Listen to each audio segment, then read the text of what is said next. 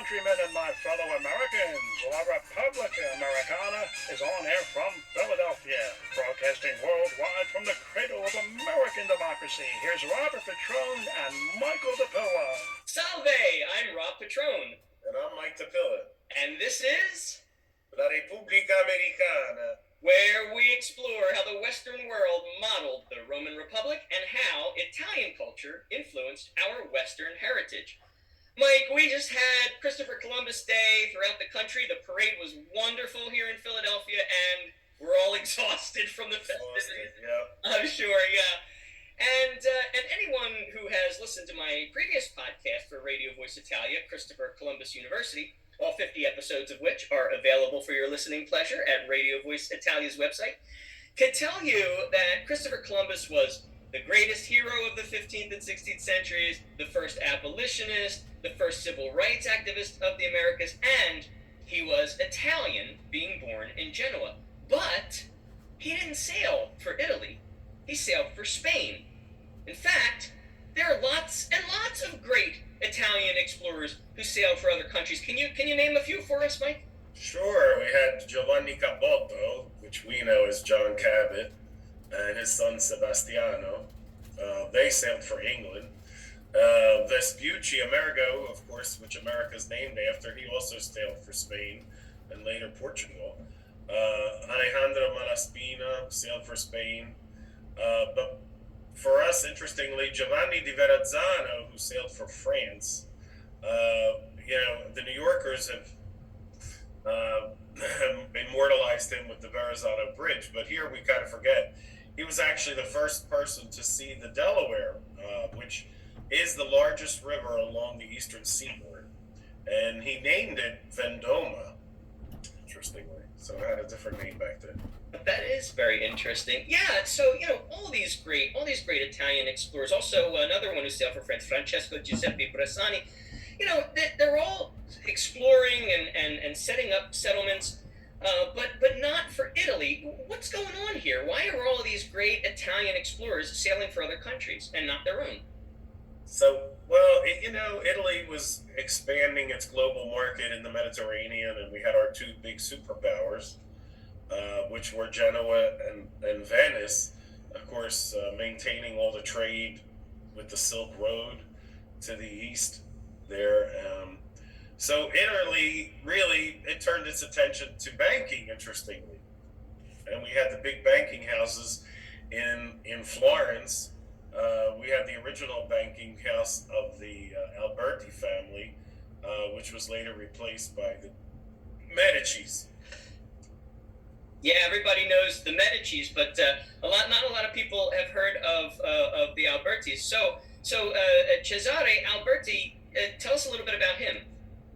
Yeah, so Cesare Alberti was actually he was a descendant of this banking family, and he comes to New York City, and he's the first Italian, of course, to come to New York City.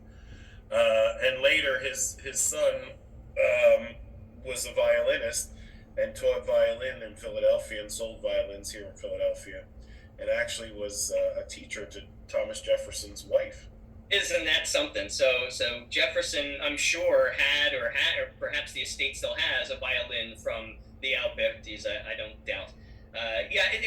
Which puts me in the mind of James Madison's crystal flute, which I understand has been removed from the museum lately so that a certain pop artist could play it on stage. I don't know how I feel about that. I don't think modern pop artists should be desecrating the American relics with their spittle. I mean, it's funny. I was in the car just last night with my daughter, who is 16 years old, and we're listening to the radio, and that song, "The Heart of Rock and Roll," comes on, by Huey Lewis in the News, and we're just sitting there listening to that, and she turns to me, she says, "Dad, how would you characterize this genre of music? What is this?" And I said, "Oh, it was just pop in the 1980s. It was just 80s pop."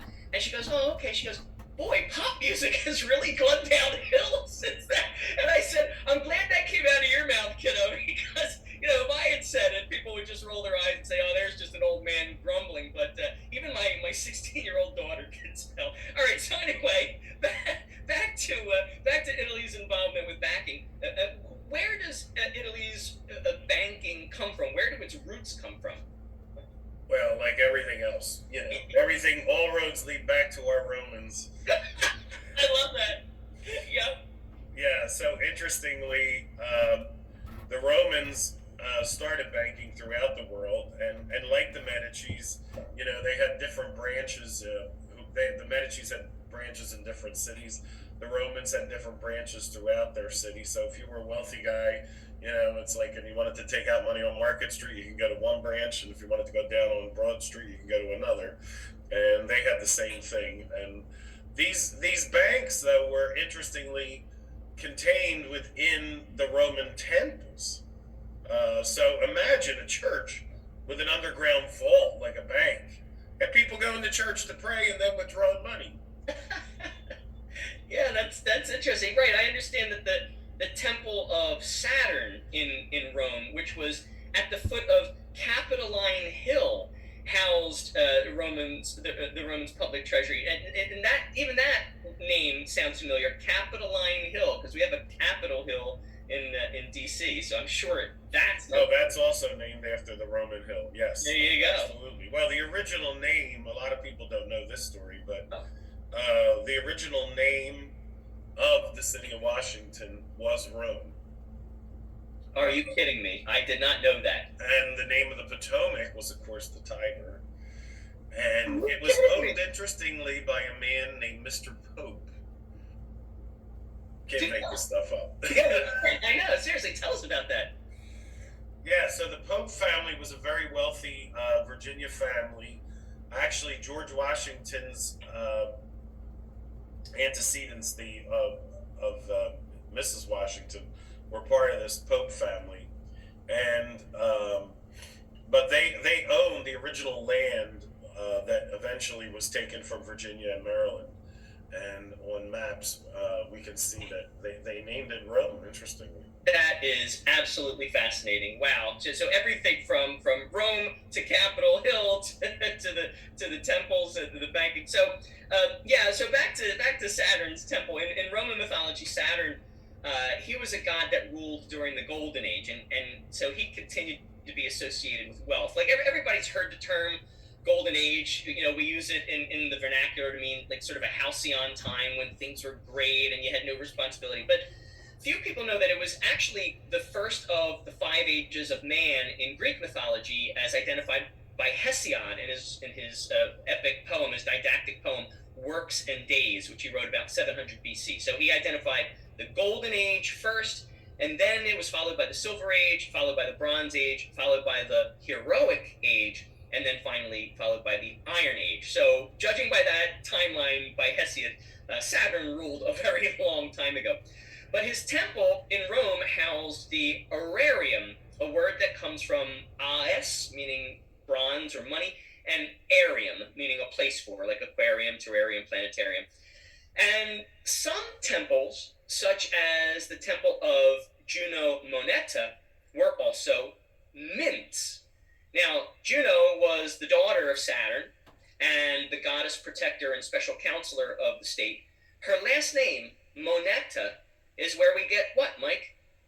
We get monetary, of course, money. Exactly, and even the word mint, which is what they did in her temple, also on Capitoline Hill, overlooking the Roman Forum. So the temple of Juno Moneta was next to the site where Roman coins were first minted in 4th century BC, and the temple probably stored the metal used to mint those coins. Now, the development of Roman commerce throughout the Mediterranean and the expansion of trade to new foreign markets between 3rd century before Christ and the 3rd century year of our Lord led to a growth of banking in the Roman world. And aside from temples, money changers located at shops and stalls in the Forum also dealt with banking activities, and their role gained greater importance with the development of commerce. Mike, does this remind you of anything? Stalls with money changers outside of temples. You're a good Catholic boy. You went to Catholic school. What does that remind you of? Yeah, so of course, we remember the scene from the Bible where Jesus says to the money changers, you've turned my father's house into a bank here. Yeah, man, and he grabs a cord and he moves right into the throng, and he just starts swinging that cord, driving out the animals from their pens and driving away the money changers that overthrowing their tables. And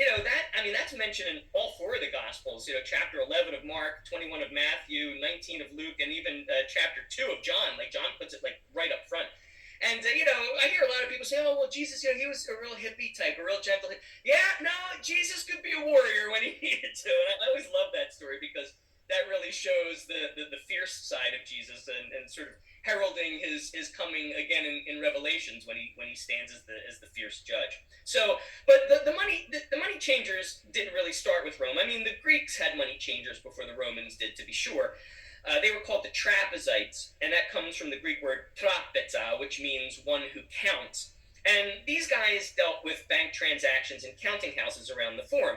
The Greek term was later replaced by the Latin terms argentari and mensari, from the Latin words argent, meaning silver, and mensa, meaning bank. So the argentari, they were private persons, free citizens, independent from the state, and these guys belonged to a guild, which accepted only a limited number of new members. And their main function, the argentari, was to exchange foreign currency for Roman currency, a function called permutatio, or permutation, to make something change. And these are the guys that had the shops and stalls around the Forum, which were owned by the state and built by the censors. The censors were the magistrates in ancient Rome who were responsible not only for maintaining the census, which is where their name comes from, but also supervising public morality and overseeing certain aspects of government finance. So what does that remind you of? Censors supervising public morality, Mike? Yeah, that's sort of like resembles our modern banks today. Well, yeah, but I'm speaking specifically about the morality issue. Doesn't it remind you of the censors who censor mass media? Oh, sure. Yeah, and I often wonder where all these guys have gone. They seem to have gone the way of the Romans themselves, because now you watch mass media today, and it's a cesspool. But anyway, no, but you're right. So the argentari, getting back to banking, their role expanded over time to include almost every money transaction, including holding money, lending money, participating in auctions, determining the value of coins, and detecting forged coins, and circulating newly minted money. So you're exactly right. That resembles exactly what modern banks do today. So yeah. And there were argentari of all kinds. Some were highly respected and from the upper class, usually the ones carrying out business on a large scale and for very wealthy people, while some were looked down upon, and these were usually the argentari that were charging high rates and doing business on a small scale. And then that brings us to the mensari, the other type. And so the mensari, literally Latin for bankers, they were highly respected public bankers anointed by the state in special circumstances, usually periods of general poverty, especially during periods of war. And these guys helped the plebeians overcome economic difficulties in the hopes of avoiding social unrest. The stakes were higher in 300 BC for not being able to carry a debt. Now you just get annoying phone calls from a creditor every day, but back then you could be enslaved for it. So really the mensari were, in a way, similar to what we nowadays call bad banks. And often with public funds to address the problem of non-performing loans in the economy. So, I studied economics in college, but for those who aren't really familiar with the jargon, a bad bank is a financing term. It refers to a corporate structure that isolates illiquid and high-risk assets, like non-performing loans, that are held by a bank or a financial institution, or maybe even a group of banks or a group of financial institutions, so as to segregate the bank's good assets from the bank's bad assets. This way, good banks can focus on their core business of lending, while the bad bank can specialize in maximizing value from the high-risk assets. By what voodoo economics they do that, I don't claim to know. If I knew how to turn bad assets into high-value assets, I wouldn't be here, that's for sure. But Mellon Bank was an example of a bad bank. Mellon created a bad bank entity in 1988 to hold $1.4 billion of bad loans. And Mellon's bad bank took no public deposits.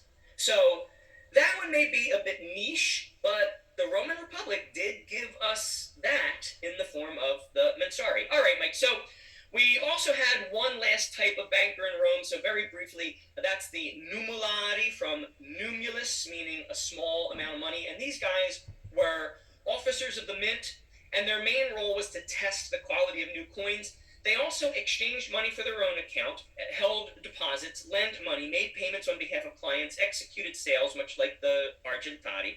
But they also kept the books, called codices, the singular is codex, which could be used as proof in courts. So these guys were like modern day accountants, in addition to all of that other stuff.